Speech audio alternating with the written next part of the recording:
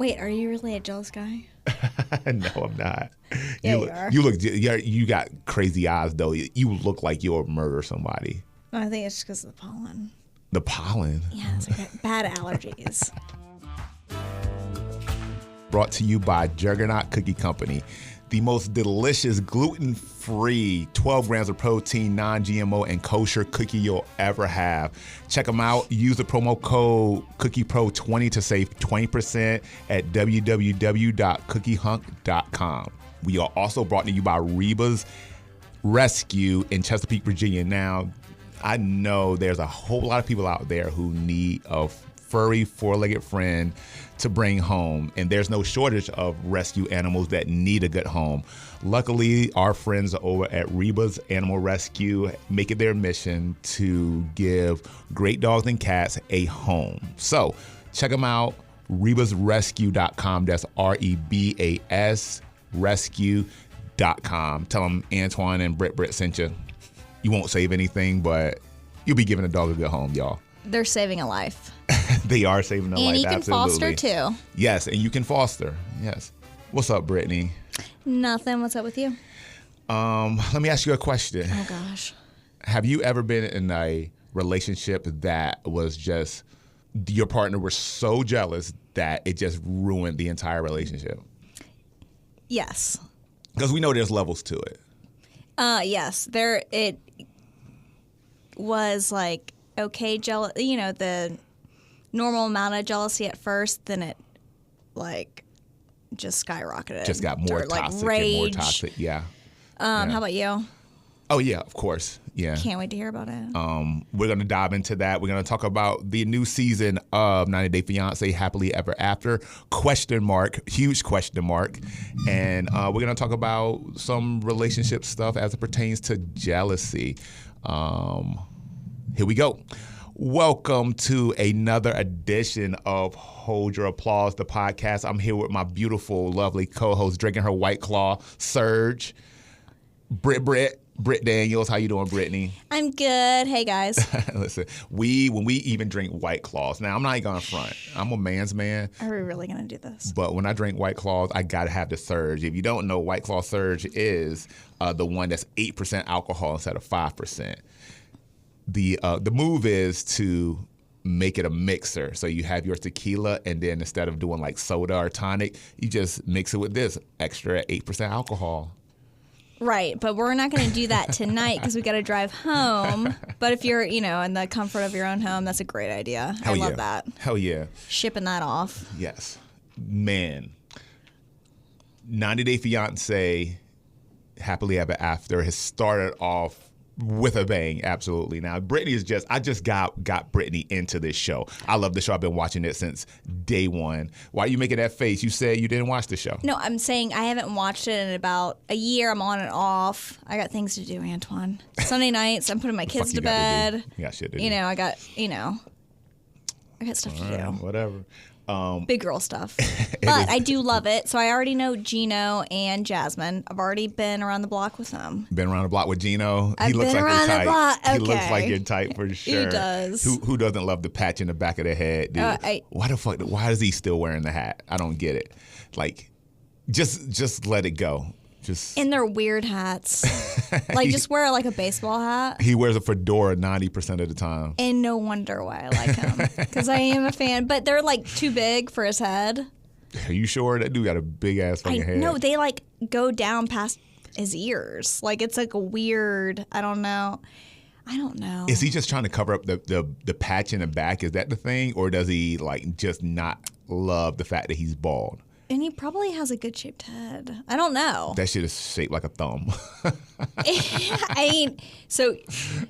And then Jasmine's beautiful. I mean, her personality is atrocious. I mean, she just asks for too much. She's one of those girls that like, what you get when you're getting with her. She keeps up with herself, even though half of her is plastic. Yeah, she goes hard in the gym. Did you see the first episode with her on the pontoon boat? They went camping, which she hates, evidently. Jasmine's bodied up. I hated that bathing suit. It's like, what are you doing? Yeah, it's a family establishment. No, it's not. She was on a lake. She wanted him to fuck her in the middle of the lake. You think she cares about? We know because she asked him. We know her, but she does a lot. I mean, she probably gets liposuction, all the 9 yards. I mean, so she's keeping up. She does all the with things. I mean, she's completely fake. Yeah, she does all the things. But she does go. I follow her on Instagram. She goes hard in the gym. But you can't. She eats well. Yeah. So that's good for her. But you can't have that 100% and really have a good personality. Why not? Let's hear this. I don't know. I mean, she. So you think there's something for somebody who wants to do that much extra quote unquote plastic surgery, that they have to be like lacking something internally? Yeah, I think she's very surface, and it's weird that she's with him, but she's gotten over here. As soon as she gets her kids over here, I think she's gonna bolt. You think so? Ain't no way in any realm of this world that what she looks like is gonna get with him, and he doesn't even appreciate her. Like, oh no, her man. asking, like, hey, let's do it right here. He's like, oh, no. I mean, because he's more, I mean, first of all, he's almost 20 years older than her, right? And he's more conservative than her. She said, did you bring your pills? Your blue pill? You bring the blue pill? Yeah. She's like, take 3 of them. I know. Jasmine is ruthless, dude. Yeah. But they went to a campsite for their honeymoon. Honestly, if... Should we end here or start at this conversation? Because if it were me, going. I'd be like, no, we're done. I'm not. She said she got 3 vaginal infections by looking at the outdoor shower, and I actually laughed out loud because that's so funny. It is hilarious. I mean, I've been in that situation where I'm like, I'm not doing it. Like, he even bring like a camper. Like, she's gonna sleep on the dirt, on the ground for their honeymoon. Fucking camping. That's what you do when you camp. It's not glamping. It's not. Yeah, no. But does she look like a camper? No, but still, I mean, that doesn't mean he likes camping any less. Like, just don't go anywhere at that point. Nah, just let that man camp. Like, get out of your comfort zone. Get out of your comfort zone and try something new. I just rewatched it, and when they were doing s'mores and stuff on the fire, it cracked me up because when she was doing the marshmallows, she was like, it's like eating corn. And I think she's very funny, but he doesn't laugh at anything she says. Because he's sick of her shit. That's why. I know. He can't, like, Gino can't do anything right. I mean, he can't do anything right. He like, all right, so let's just, is within the realm of possibility that Gino might be flirting with some girls online, right? You know, sugar babies, whatever. Or they flirt with him just based on the fact that he's with her and he's on the show. You know, it might be clout chasers, you know, so.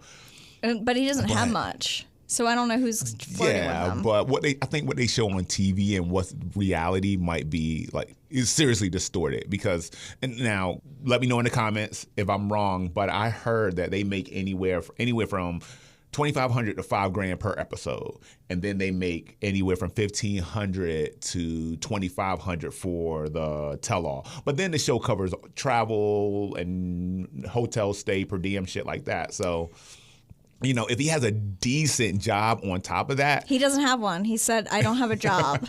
He has no job. He said it he was like, "I don't have a job right now, so I can't bring your kids over to be here." Because she was like, "I want a bigger house." And he's like, I can't. I don't have a job.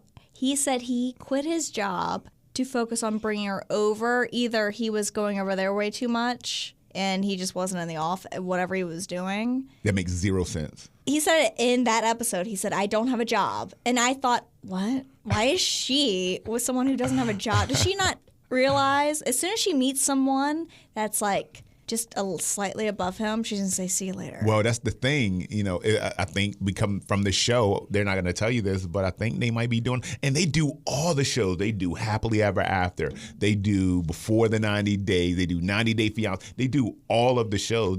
I mean, this couple has been around for like 5 to 6 years. It's because doing this people shit. Like to watch them. They're they're crazy. like train wrecks. Either they're making up things to make them interesting, but they're fun to watch. They're super fun to watch. Because nobody is buying it. They're like, you don't even like each other. I mean, they weren't even, they just have no chemistry at all. Oh man. Well, she said she loves him because he looks like that. She was sucking his toes. Oh yeah, she was sucking his fucking toes. That was so. I was like, ugh. Yeah, like you can't write that. Yeah, but how much do you want fame though? Like if you want fame bad enough, you'll suck some toes. And she's gonna do anything she can, which I actually don't not like her. I actually think she's very interesting. I just think she's like kind of surface, like you said, surface and shallow. And I think her anger issues are, and I don't know how much of it's played up for TV, but her anger issues are next level, dude. This is some next world shit. She yelled and she says like the most fucked up shit when she's mad. I wish Dane is her ex, if you haven't been watching the show. Dane fucked me better than you ever could. You never get me off. And like she goes hard at Gino. And then she wonders why Gino don't want to fuck her because like how could you be emotionally attached to somebody who like destroys you verbally like that? You know, that's hard, man. So yeah. And plus, and on top of the fact that the insecurity is based in reality because he does need the blue pill to get hard. He needs all that shit.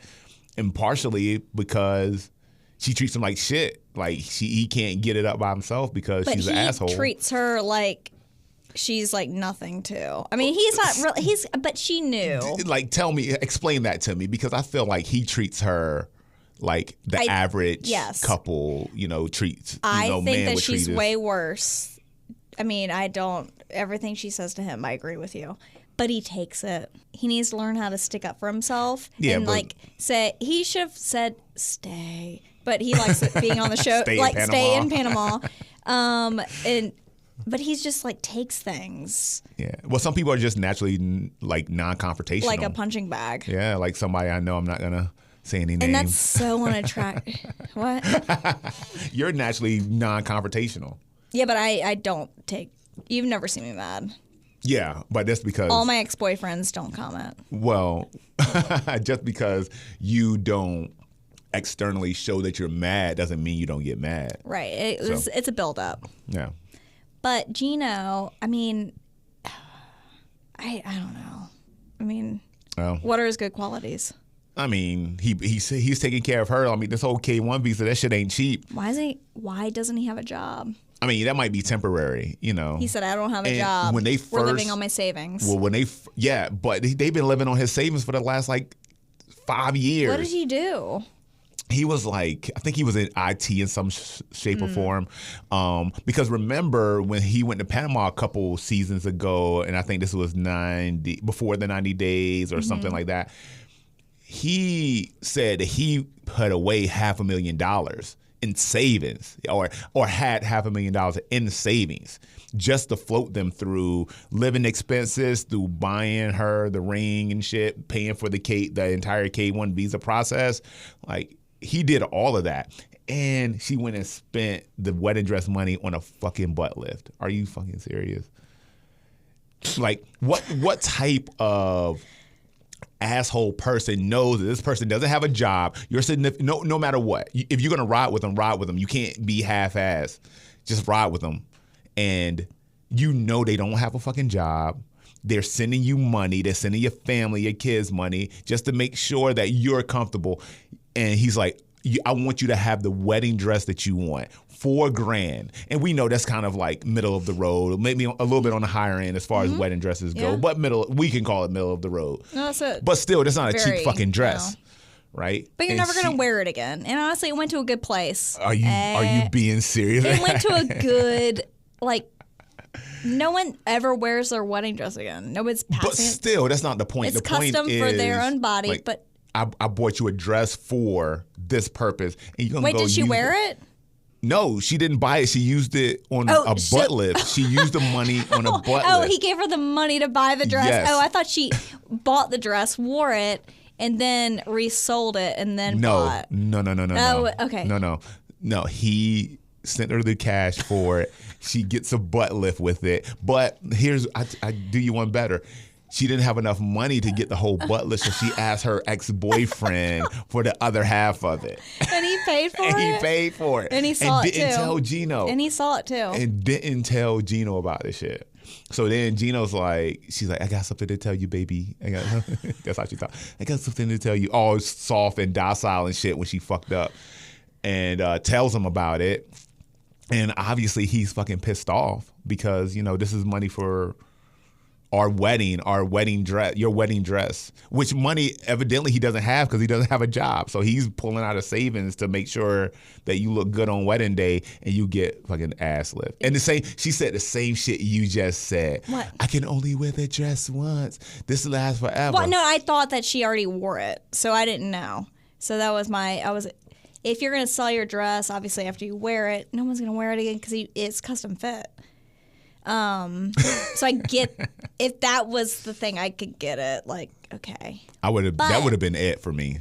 That would have been it for me. Well, yeah, but so did they bring that up at the at the tell-all? Yes. Yeah, 100%. Okay, and then, but she still ran off stage about him getting a lap dance from Yes. a stripper. They called her and she was like, no, he was fine. Like, Gino's gonna have any game. Like, he's not gonna Gino be cleaning up with the sugar babies though. Evidently, he's dated like 3 or 4 different sugar babies. Actually, one of his ex-girlfriends was a stripper, and evidently that's what triggered Jasmine the way it did because he used to date a stripper. They're a mess. I love it. I mean, I don't think they. Do you think they love each other? No, I don't. Well, do you think they have chemistry? No. Well, I would venture to say that they love each other more than they actually have chemistry.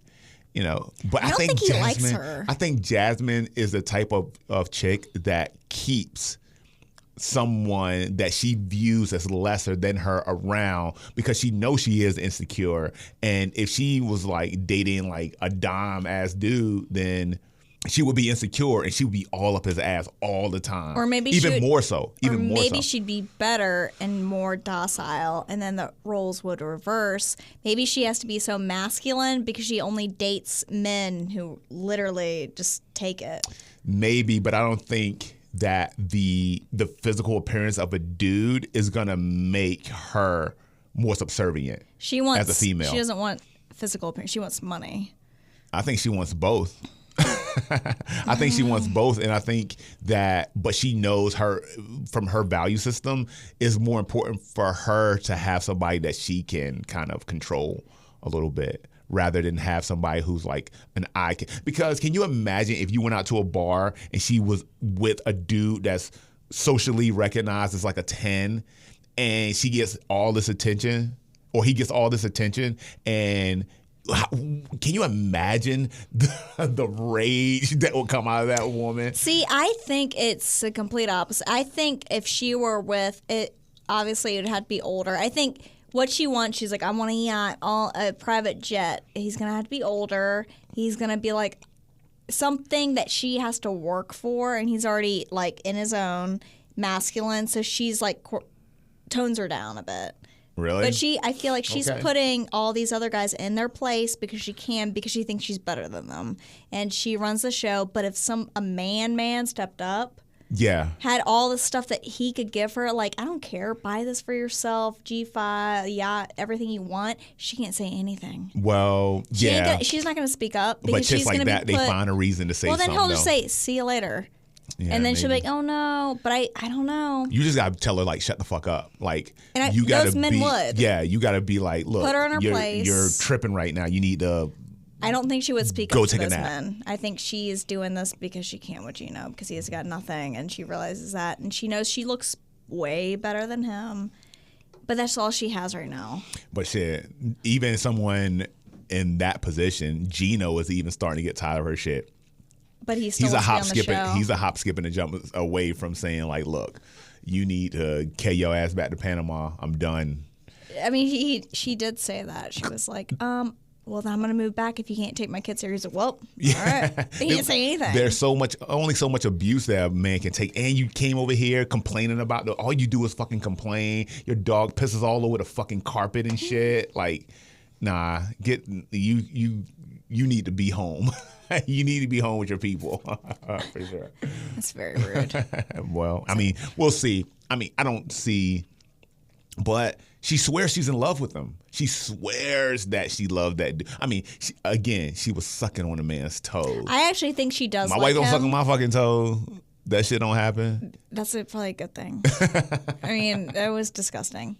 You suck on toes? You suck on your husband's toes? No. Okay, well, I don't even want to look at them. Cover them up. What? I'm not a foot kind of person, but I can admire. Just in general. I can admire a good set of feet. I don't want to look at them though. I can see them. What's your go-to trait on a man? Like the thing that you see on a dude and it just does it for you. Back, like they're just their upper back, the V going down to their waist, the shoulders, everything about the back. The back, okay. All right. To their waist ratio. So and then I like good calves too. So large shoulder to shoulder. Yes, and I like good. I like the whole backside of a guy, ass, calves, and that's it. Okay, so you don't want to look him in the face at all. No. You just want I just want to turn him over and say, "Hey, take it." I'm just kidding. How about you? Wow. What's your favorite part of a man? Let me see. On a woman, dickhead. I'm a leg man. I'm a leg man. I like through and through. Any like posterior chain, especially when you talk about the butt and the legs and how they look in high heels. Oh man, thickness or just definition or what? Both. Yeah, for sure. Like I'm not everybody. There's a boob guys. There's butt guys. Whatever. I'm not much of a boob guy, but if you can if you're bad in a set of heels and your legs look like you went to the gym, I'm all about it. All about it. That's my shit. So yeah. All right, Gino, get in the gym. Gino, go to the gym, Gino, and shave that patch off the back of your head, bro. I think it's because when he wears his hat and he's got that little patch, people think he does have hair beyond it. It's like one of those things. Yeah, just like I don't know. It's an optical illusion. But it's weird. Did he ever answer the question? Because she's asked him that. I just love the fact when they get in arguments, she takes his hat off and throws it. Yeah. And that's funny. She's one of those people that when she argues, she wants to cut you as deep as possible. She's going to take all your insecurities and throw them out. And that's that's a bad person. 100%. Don't trust them. If you're in a relationship, you don't go there. Yeah, because they don't even argue like people. Like if two people argue, it's like, okay, this is or how two people should argue. This is what you did, and it made me feel this way, and this is why this is why I have this outward. This is how it's manifested, right? And then the other person can say, yeah, well, I get that, but you did this thing, and it made me feel this way, and this is how it's manifested itself. She don't argue that way. She like shouts and she just bombards you with just verbal insult after insult after insult until she like just verbally beats you down. And you're at the point where we're like, well, fuck it. There's nothing I can say that's gonna make. It's terrible. Yeah. But it makes good TV. Have you ever been with a girl like that? Yeah, 100%. Yeah, I think we've all been with people like that. And you took it?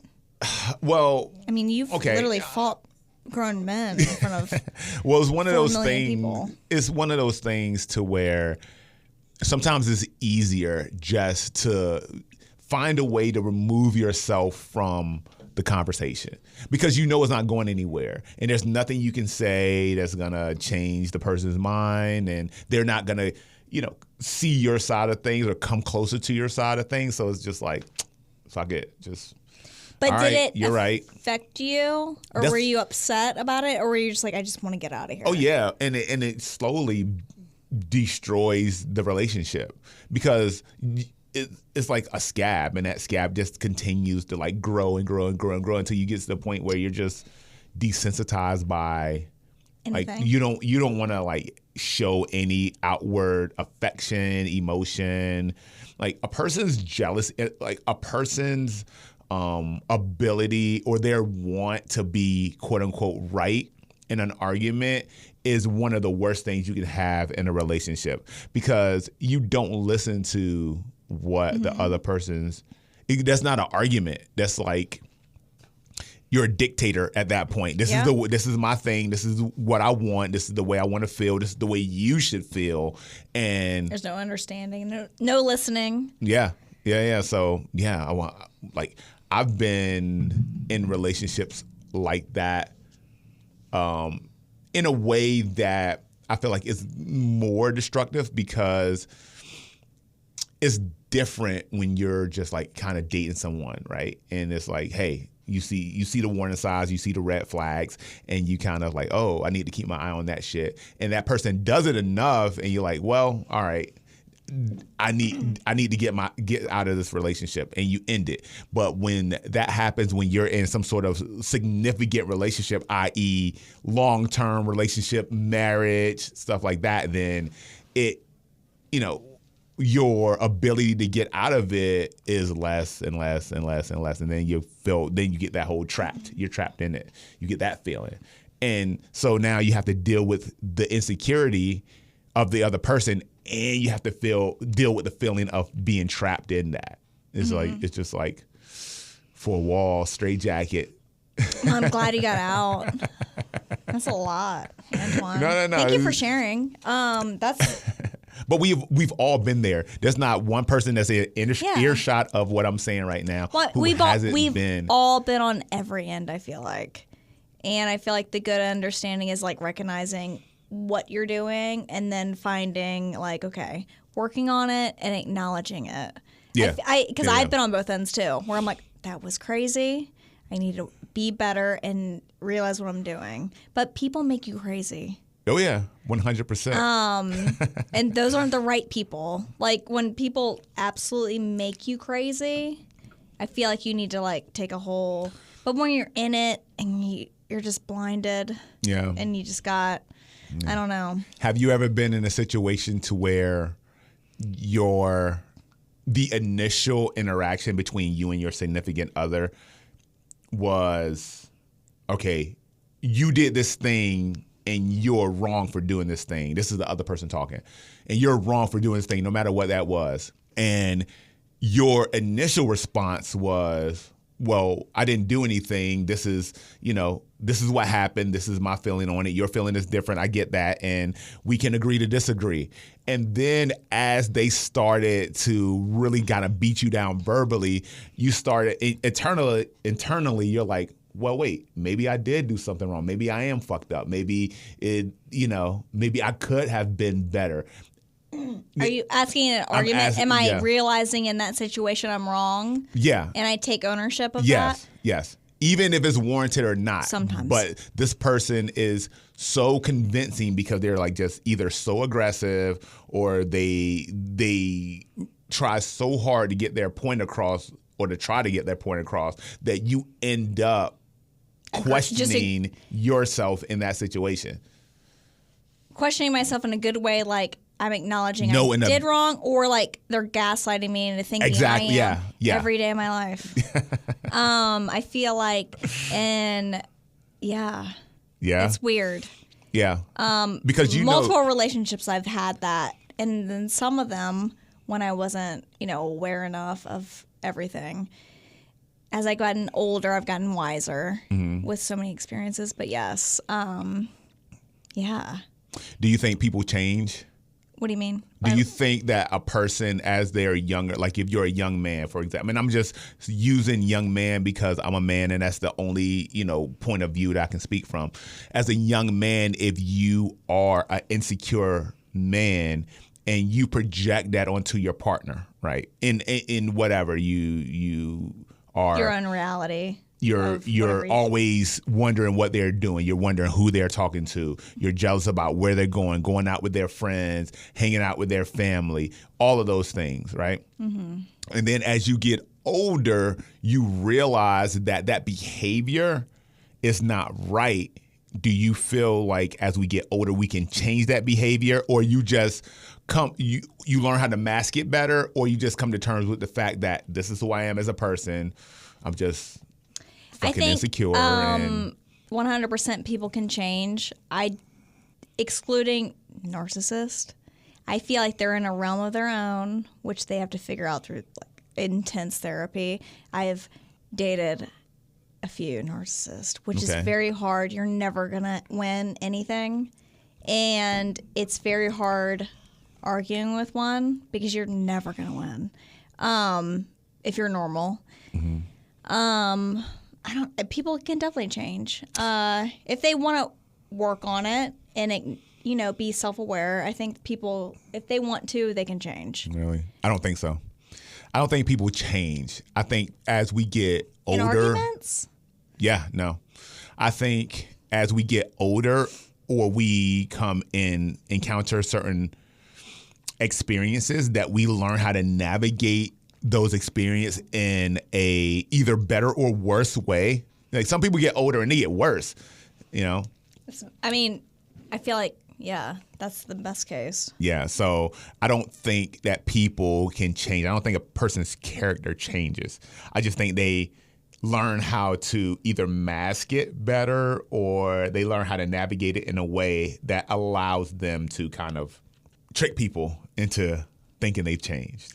Really? Yeah, 100%. Well, that stinks 100%. Because I feel like people, if they work on it and if they're, I don't agree But how many with that. people work on it though? But if they're self-aware and they actually, because most people, we're talking about within relationships or as their own person. Mm-hmm. I feel like people can change if they really put in the work. And most people think that they're good, though. They're okay, and that's the problem. But most people think that they're good. But if you are fed up and you're like, I want to change, I feel like people can if they build different habits, if they do different things to create a different result. I feel like it is 100% possible for people to change for the better. They like discipline and habits and all those other things. If they put in the work, just like working out, you can have those things. What do you think, and it doesn't have to be exact, but what do you think is the ratio of the people who actually do that work? They go to therapy, they do a lot of self-reflection, they put themselves in positions where they have to learn these it's certain hard work. skills. I mean, it is hard work. It's an everyday thing. Is. You wake up and, I mean, you have to set goals. I mean, how many days does it take to create a habit? What is it, 28 or? I think it's saying 90, right? You got to do something for 90 days straight for it to become a habit. I mean, if people have enough discipline, I feel like if they really want it, they can change. But most people don't have that attention span because of today's just like instant gratification. They can just have something else and then put their bullshit on someone else and be like, oh, I'm great. But then when you get to know me, I'm a nightmare. But I really do feel like it's possible, and that's the hope I have. But it's very hard. You're way more optimistic than I am. I mean, I feel like it's definitely hard work. I mean, I do therapy. And there's nothing wrong with that. But it's hard. Yeah, Nobody wants to see the worst in themselves and be like, okay, I'm going to work on it. Yeah, and you have to come to face and sometimes you don't have the answer. Like people get afraid that they encounter a version of themselves or a portion of themselves that they don't have the answer to. And instead of saying, hey, I don't have the answer and I need to work on it, they just ignore it. And that's when that work, that quote unquote work, is not being done. For example, how many times have you been in an argument with someone and you came to a calm resolution and the resolution was, I'll work on that. I'll work on that. And then it never happens. And it never happens. Right? I've been in so many arguments where we'll figure it out and this is going to happen. Yeah. We're going to do this and it never I hate those phrases. I'll work on that. Or we'll figure it out. Like, it'll be okay. We're going to do this from now on. And then it never happens. Yeah, it has to be like active. Like relationships, I know it sounds cliche, but relationships are work. It's work like every day. Even if you're not married, even if you're just in a serious dating scenario, you have to wake up every day and like come to terms with the fact that you are going to be working. Go ahead, pop it. It's not me. You have to seriously get up every day and come to terms with the fact that this is a part of myself that's weak. Like anything else, if you're an athlete and you have a weak part of your game, that's the thing you work on. You don't go work on the shit that you're best at. you go work on the shit where you have holes, where you find yourself lacking. It needs to be the same with relationships and how you approach and interact in relationships. And that's what individually you make yourself whole by yourself. And then the other person does the same thing, and then you come together. Because you can't just do all the things that are messed up in your relationship. That's why marriage counseling, I for it, but also you need to go seek help by yourself too. Because you're also an individual that brings something to the table, that meets another person. So I feel like if, you're 100% whole, you're working on your own personal stuff. Mm-hmm. But you have to be good by yourself to, be better for someone. I don't know, but I feel like honing in on your own stuff is the main part of all of that. Like, let me be 100% good, 100%. I'm working on myself, and then I'm going to be good for you, and then you do the same. But also, is there such thing as 100% good? No. And quote unquote, and at least you're trying.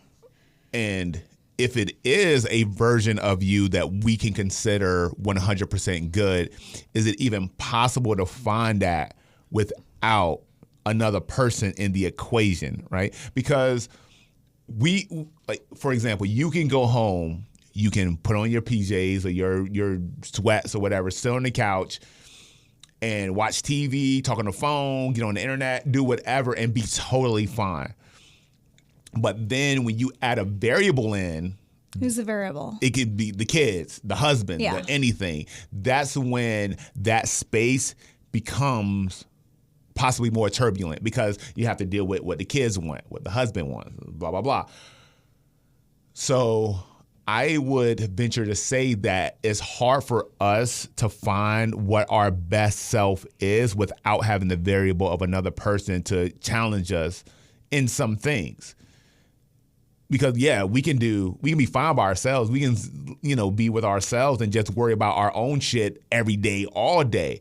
But when we have to account for someone else's, I didn't mean that. I was saying if you're in a relationship, I feel like even if you're working on things together, you should also take a part of your own accountability, personal ones, to meet the other person in an argument, like marriage, relationships, whatever.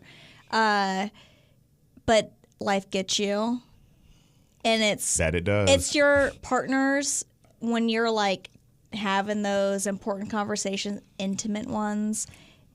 These are my triggers. That's a safe place. This is what gets me. Don't rile me up, but we're working on it. Don't rile me up. Don't rile me up. Don't give me hey, look, guy. Hey, look, guy. I got big muscles. You're not in the studio, but she actually put her fist up like she was doing some pugilist boxing when she said that. I'm very angry. I don't know. I feel like people can definitely change if they're willing to work at it. It's a lot of work. Life's hard. It's a huge asterisk. And there's so many things that's coming. I mean, it's a nightmare. Yeah. Have you ever found yourself being the jealous or insecure partner?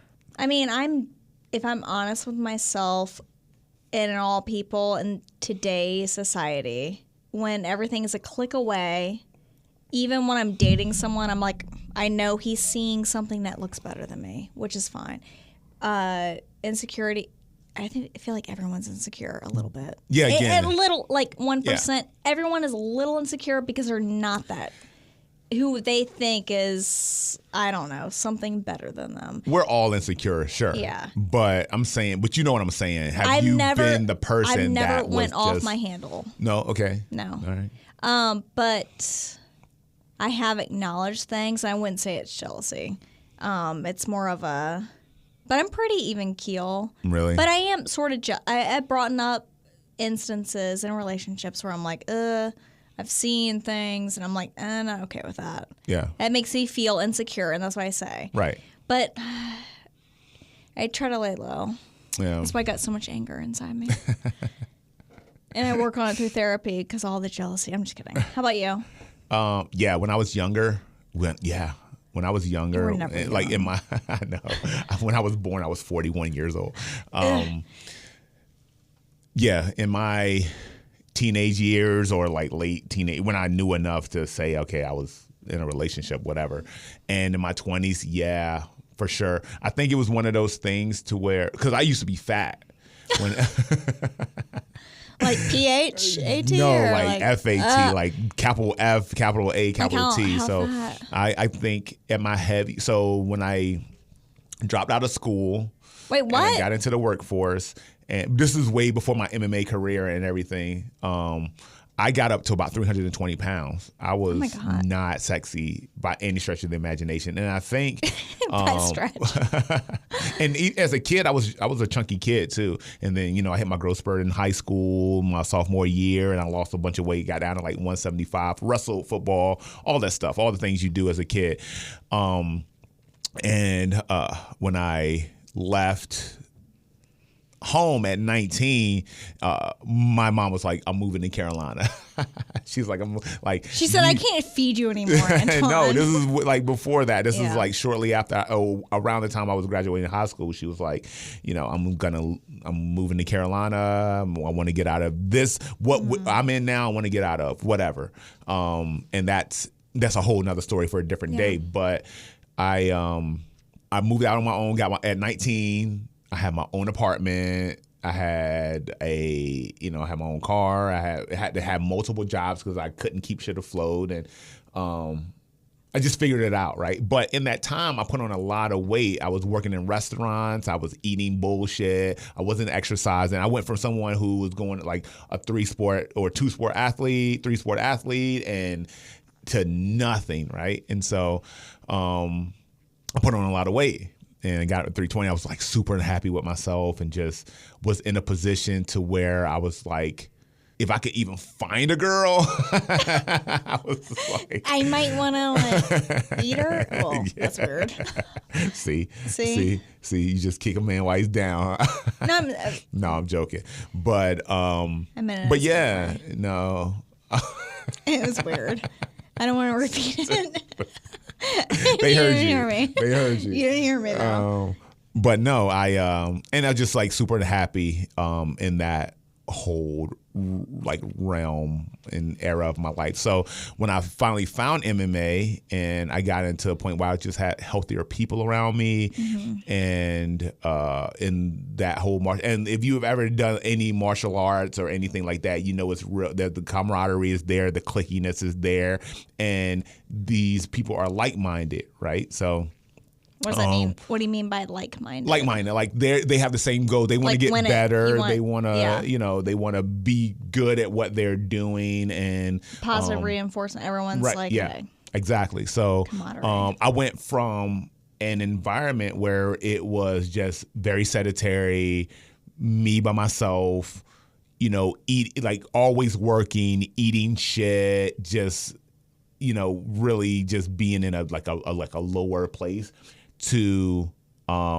being in an environment where I was like, oh shit, I can deal with this. Everybody's cool. Everybody's in good shape. How'd you find that place? How did I find that place? Did somebody bring you to it? Actually, I had a friend that invited me. He's like, hey, you need to come to my gym. And this is a person that I met through the club scene. I was going out to bars. The guy you were dating? How'd you know? He told me.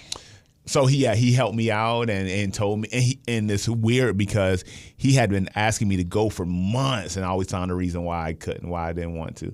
And I finally went, and I met the head instructor and say, hey, I used to wrestle in high school and college. I think I'll be good at this. And this UFC thing looks pretty cool, so I think I want to do that too. So wait, that was your main goal going into it? I thought that you just found it. Well, in my I just found it, but I always was the type of person that put out like some bravado. Like it was never.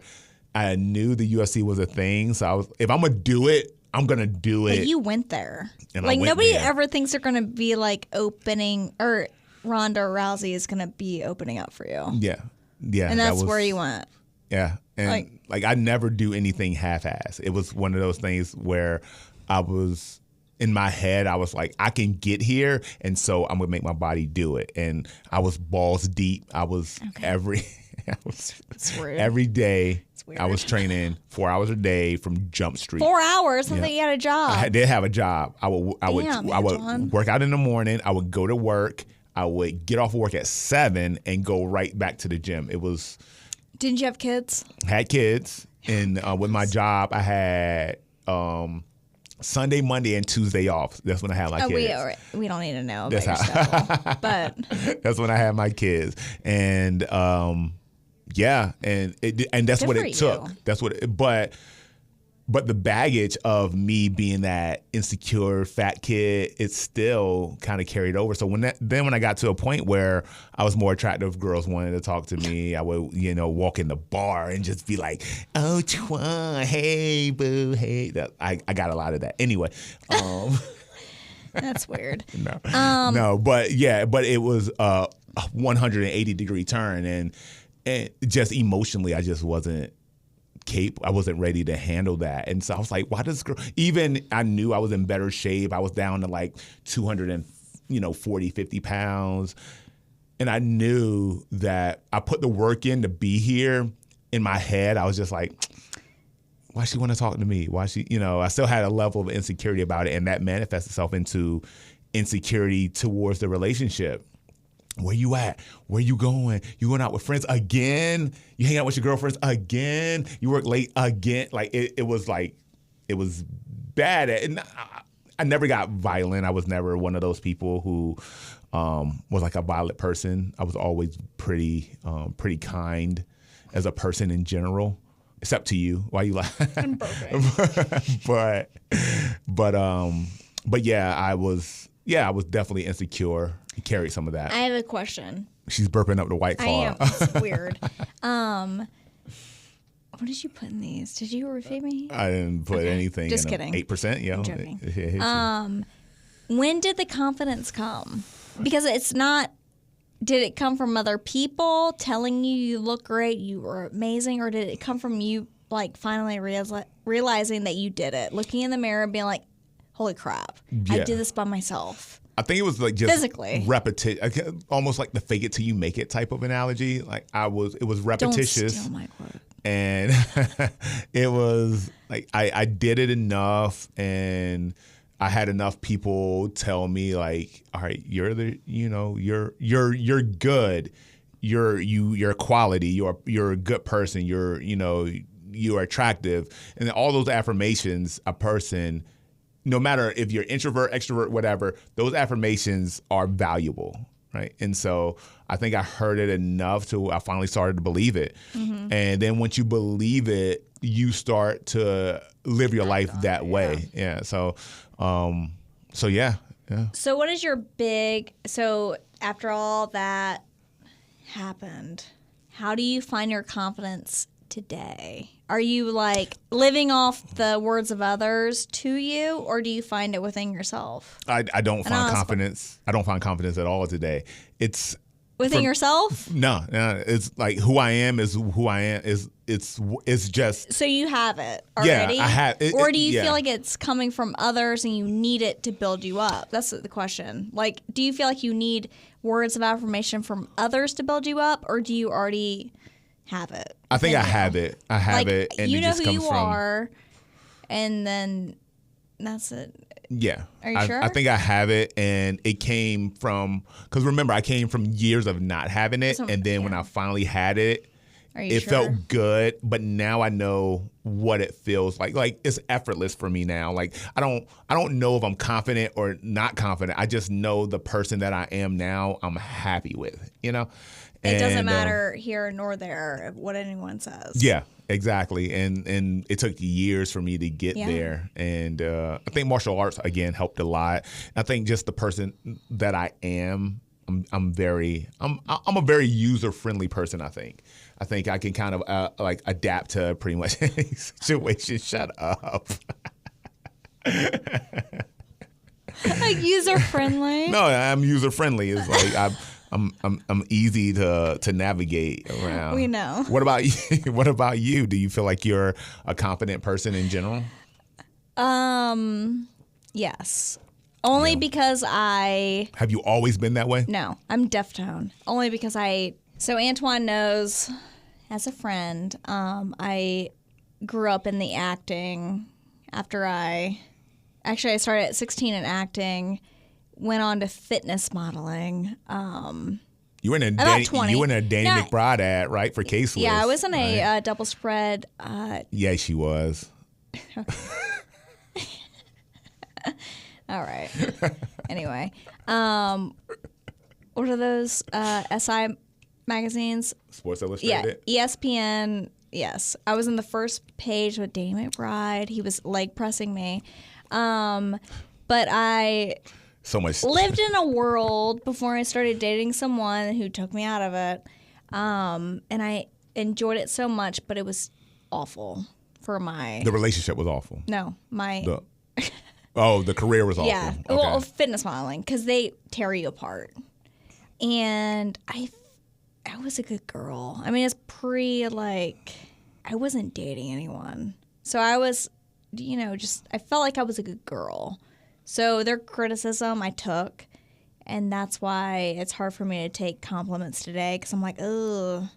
Because you go into auditions, and they're critiquing you up and down. Even in acting, it's weird. Everyone looks like you in the waiting room to go in. You're like, how can I be different than them? They look exactly like me. So is it like we see on TV, like your boobs aren't big enough, your waist needs to be an inch this way and stuff like that? It's very they dehumanize you. And I had that in my early 20s. I didn't go to college, and I did that instead. But I enjoyed it. I kept going back. I was like, it's fine. Because they're making me better. I didn't think it was a bad thing. Okay. But I felt like it hurt. I was like, ugh. That's why I don't look in the mirror. I'm like, ugh. To this day, I don't know. What was the question? I'm deep. No. That's because when people look at you, I can see how when people look at you, men and women, they be like, there's no way that woman has any level of insecure. Level of insecurity, because I mean they used to beat me down. I'm like, I'm just done. I mean, but you had to do that in that industry. Like, it was just all physical, all just nothing about you, especially in modeling. I did fitness modeling in Miami, New York, did acting all down the East Coast, West Coast. It's all, you need to be what they want you to be. And you had to figure it out. And I did that in my prominent years of you're figuring it out. Good thing I didn't take much from it. Really? I'm okay, but it's still. None of that crossed over into your personal relationships, like the way you interacted with significant others? No. I would say the big thing is what gets to you, like eat. I'm like, I just don't have a good relationship with food. Really? Because they'd be like, hey, how are your abs today? I'm like, I'm emaciated, basically. So I couldn't eat. So I had to pick and choose what I wanted to eat, and that carried on. Like, I'm not going to just eat it because I don't find the joy in food because of that. I mean, I used to have to go, I'm short. I used to have to go to auditions with 6 foot tall, 6'2", anything taller, skinnier. I had to be better than that. So my relationship with food sort of dictated. I'm like, well, I'm going to either eat or get ice cream. I got to pick one of the two. So, wow. Because I used to have to go to my agent's office, and he'd be like, lift up your shirt. He was so huge. And I'm like, are you really? And he's like, eh. And no one was ever happy. It was just like, okay. And I'm like, ugh. So did you ever find yourself, and kind of going back to what you just said, did you ever find yourself, instead of having what we recognize as 3 square meals a day, you wouldn't eat all day so you could have ice cream that night or something like that? So I used to be on a regiment. So when I was in Miami, and I shouldn't have even been in this agency. I don't even know how. Fitness modeling, because I'm short and it's the only thing I could do, like commercial print. I would have to go every Monday unless I had a huge audition before, I would have to meet with my agent, my booking agent. And yes, it was bad. I would eat like 4 eggs and a piece of it, like an Ezekiel toast and like nut butter on it. I was so strict, but I would work out twice a day. It was so not healthy. It was the worst. I was so miserable.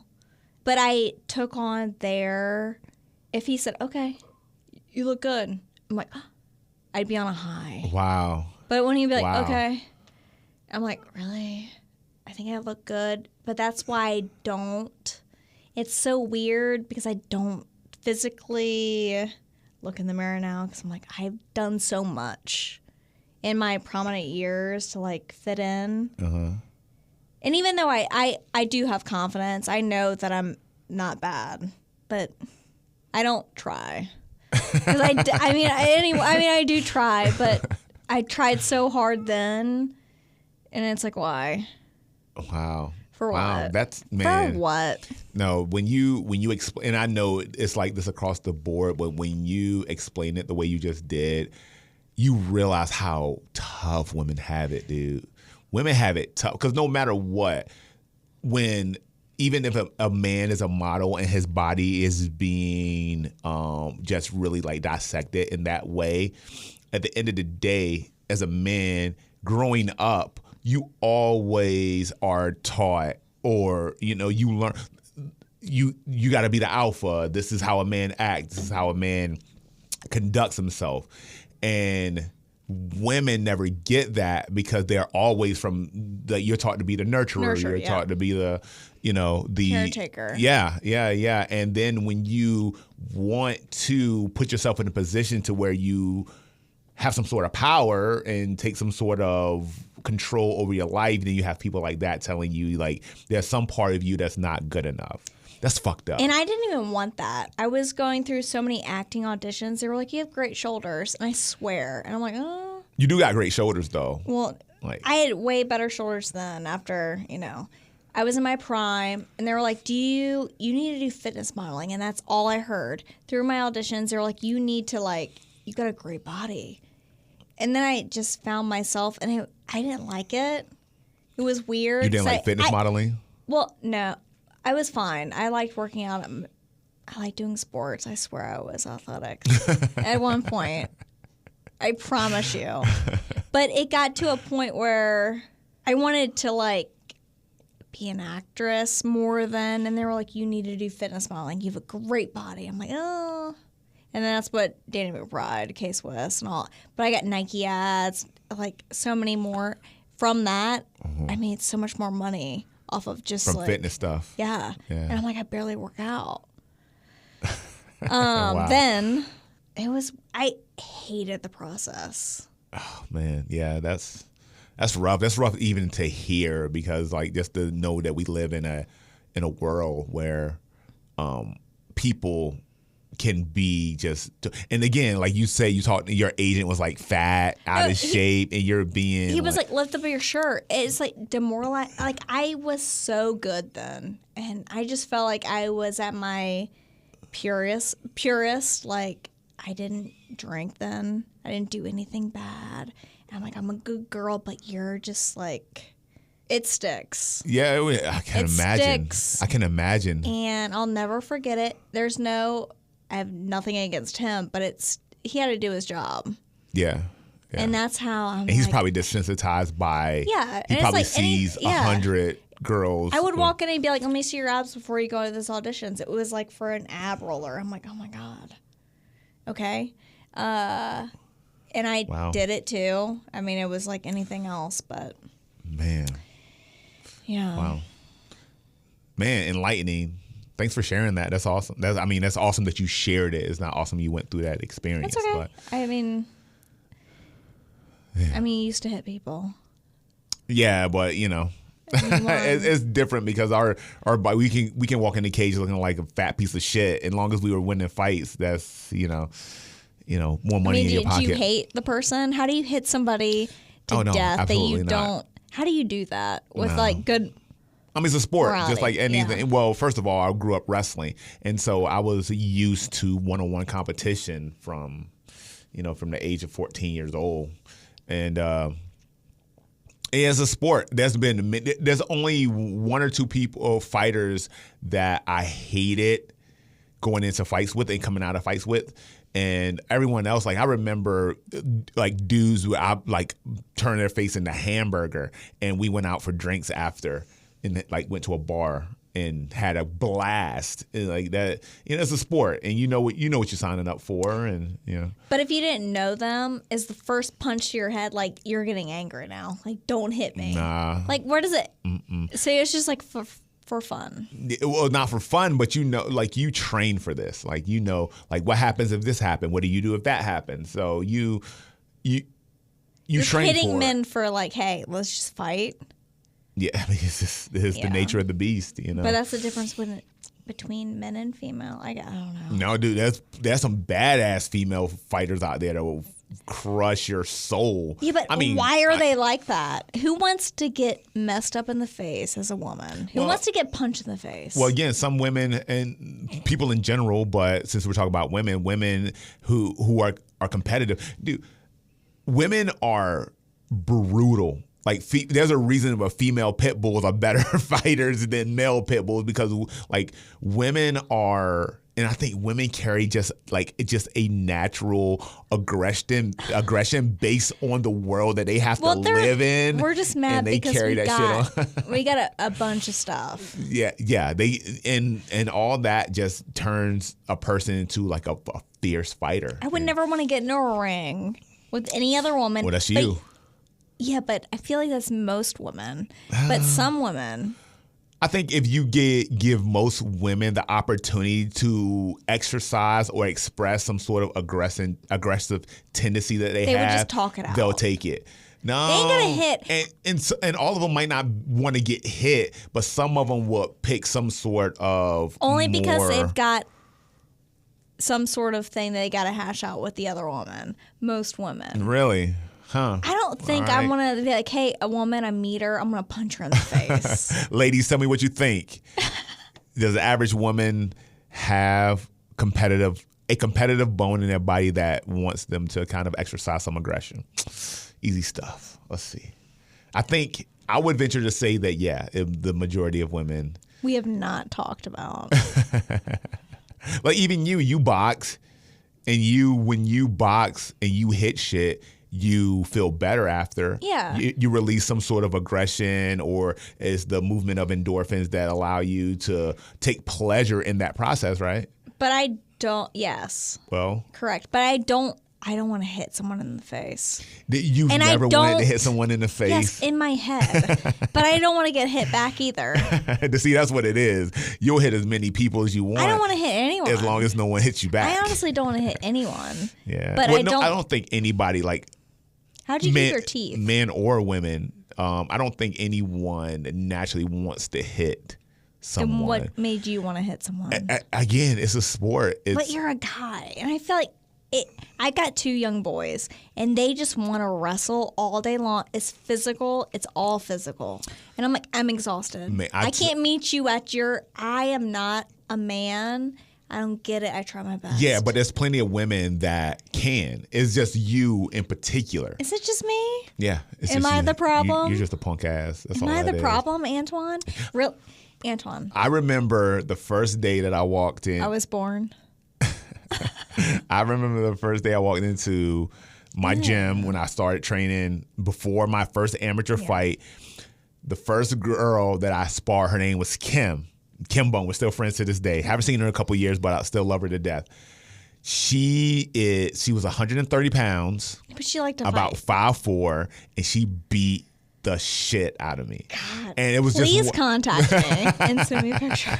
And it was just one of those things where when you have a level of aggression paired with a level of skill, it makes no matter if you're a man or a woman. I mean, you have to be a special kind of woman to like be able to like, hey, mouth guards, shin guards, whatever. I'm gonna beat this bitch ass man up.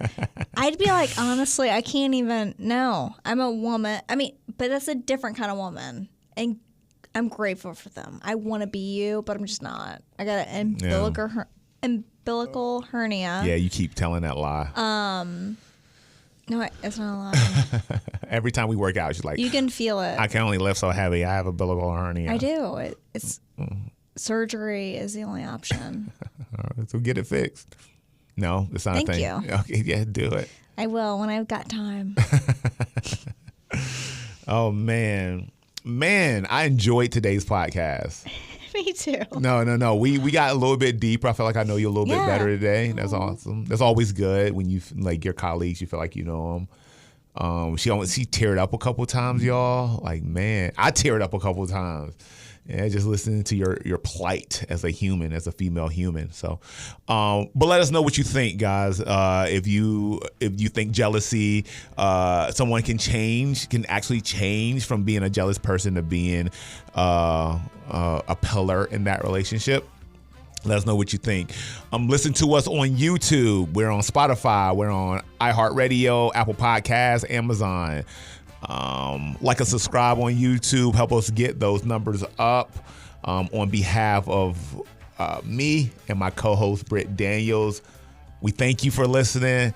Episode 4. Please tune in for the next Hold Your Applause podcast. Peace.